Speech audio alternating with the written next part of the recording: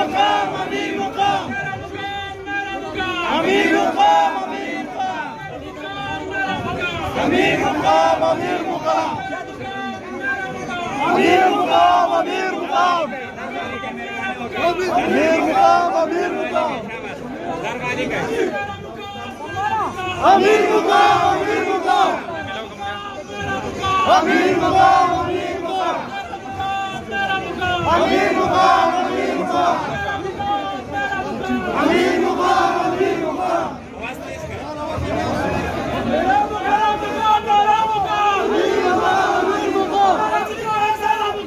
امیر مقام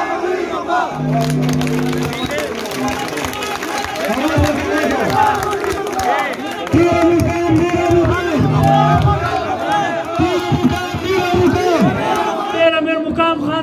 شغيرة شيء نخلق خيانات إشهار ميرا مقام ميرا مقام ميرا مقام ميرا مقام ميرا مقام ميرا مقام وزير اعظم وزير اعظم وزير اعظم وزير اعظم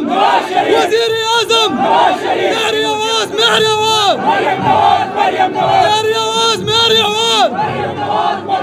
ده مستقبل وزير اعلام ده مستقبل وزير اعلام ده مستقبل وزير اعلام کامران خان کامران خان کامران خان د ټولو نه مخکې ستاسو د جذبې ته سلوټ کوم کما چې ستاسو خپل د قائد میاں محمد نواز شریف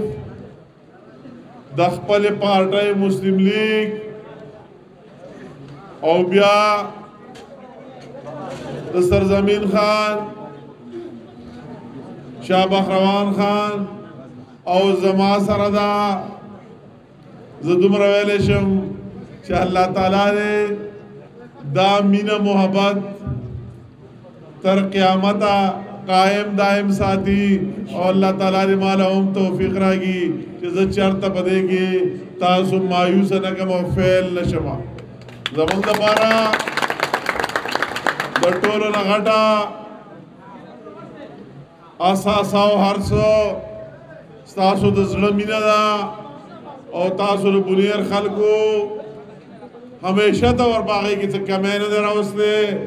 او زه چې ګورم ورځ تر ورځې په هغې کې اضافه کي دا نن مثال دی چې د مخکې نه پکې نن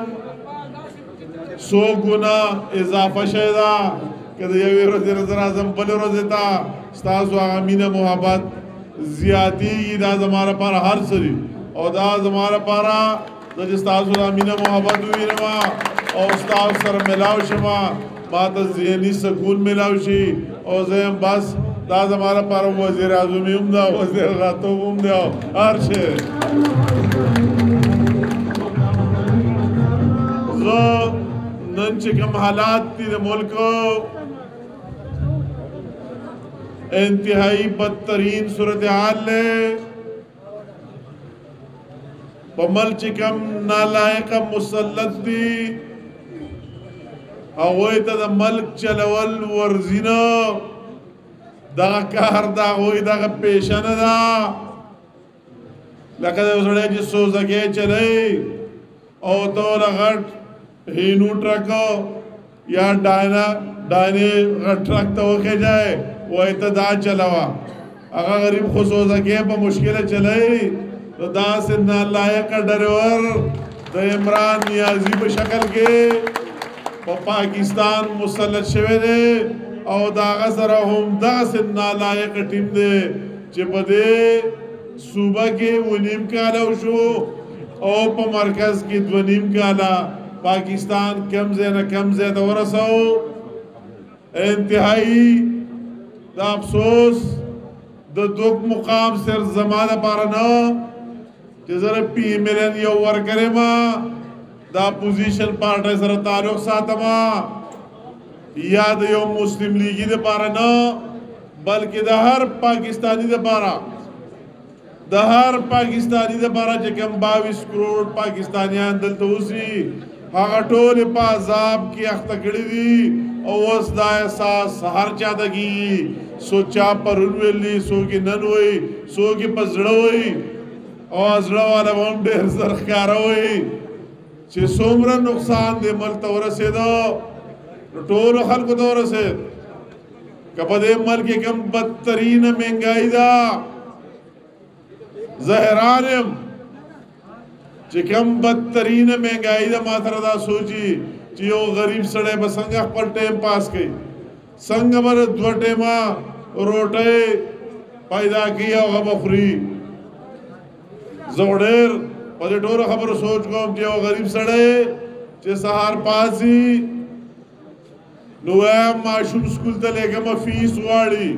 په فیس کې دومره ګناه اضافه شوې ده آیا بل ماشوم می بیمار دی اسپتال ته تلل غواړي ډاکټر لا وای پوخا چې په 100 روپۍ کولای وي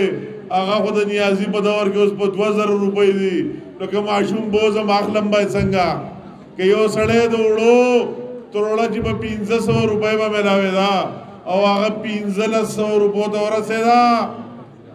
کله چینه یو کیلو با په 50 روپۍ ملاوي دا نو هغه د سلو نه مخکې لاړو که یو شي ته راشي د سبزۍ ته بل څه ده بل څه ده یو لوی داستان دی تاسو ته مخې ته دی نو ما سره خدا سوچ دی چې نیازي به وي چې چوروں کو پکړونگا ما ته خو ښکاري چې دا ټول پاکستانیان هم چور جوړوي چې د چا خېټه د چا ماشوم د دوایي نه او د لوږې نه او د دې نه مري هغه خو ضرور د بل جیب به هم کټ کوي او بل به هم وجني خپل خېټه دپاره نو ما ته خو دا ښکاري چې نیازي د چا په ایجنډه راغلی دی آیا دا ټول د پاکستان دا قوم دهشتګرد جوړول غواړي چې دا وایي څه په دروغ نه علاوه ستا سره بل څه نشتي صرف دروغ او دروغ د سهار نه ماښام نه زیات ماښام نه د شپې نه زیات او داسې دروغ جن ټیمې دی چې ته به حیران شي که ته د ورځې په 12 بجې په یو ځای کې ولاړې او دو شروع کړي چې دا خو شپې 12 بجې والله که ته پړ کې ته به وایې چې بر زه به غلط ویم نو بار بار به ګورې دا خو غرمه دي رڼا ورځ ده او د عمران خان او د هغه ټیم به وایي نه مړه دا خو شپې 12 بجې دي داسې ګډ کپان داسې دروغجن او داسې منافقان پر ملک باندې مسلط شوي دي زه حیران یم زه خو اکثر هغه ټاک شوز او دا قتل مې پرې خو چې دې دروغجنو نه به څو جوابونه ورکوي دا خو بل شان دي دروغجن دي دومره دروغ یو انتهای د حد دی نو دې ټولو حالاتو ته د ملکي ټایم کم دی چې باس په کې سورج په باس کیږي نو د دې ټولو حالاتو مد نظر